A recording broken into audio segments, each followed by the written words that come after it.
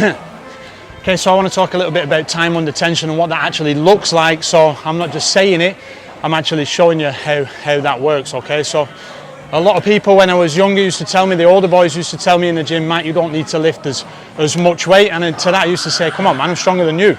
But actually over time, getting older, I figured out that they were actually right, okay? So muscle damage occurs under eccentric load. That's when we're lowering the weight. Okay, so if you're doing this quickly, you're not getting as much mechanical damage on the muscle as if you were doing it very slow on the eccentric, okay? So I'm going to demonstrate that now.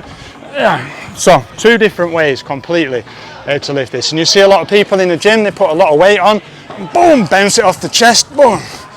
And that's great, because you're still working the chest out, and that's fine, okay? But what I want you to try and consider is I want you to try and slow the movement down. So there's two very different ways to lift this weight, okay? So now I'll talk about eccentric loading.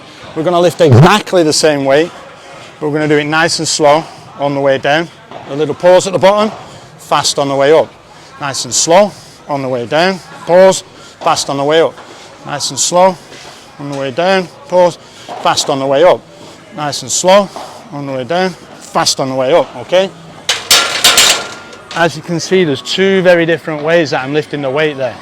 And if most of the damage occurs to the muscle under eccentric load, that's when I'm lowering it, then we want to capitalize on that, okay? So we did 4 reps on each, 4 or 5 reps on each.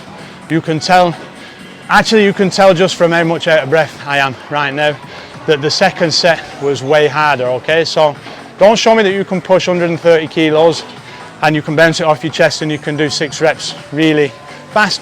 Show me that you can do 6 reps on 130 kilos and take 4 seconds on the eccentric, a second pause, and then fast on the way up, and then tell me how strong you are.